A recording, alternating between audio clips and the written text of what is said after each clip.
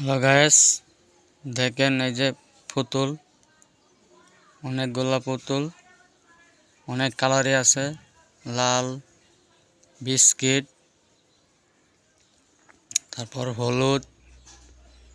এটা হচ্ছে আপনার ক্যাপ মাল, এক্সেল ক্যাপ। এই যে কি সুন্দর একটা মাল। তারপরে এই পাশে আছে ডাবল এক্সেল।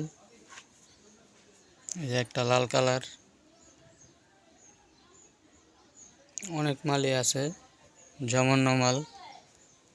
এই যে একটা গোলাপি মাল, ডাবল এক্সেল এটা। তারপরে এই পাশে আছে আপনার ছোট মাল, এটা এম পান্ডা।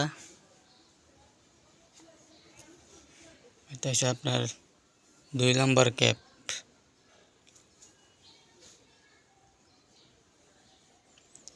পরে শাইনিং ক্যাপ।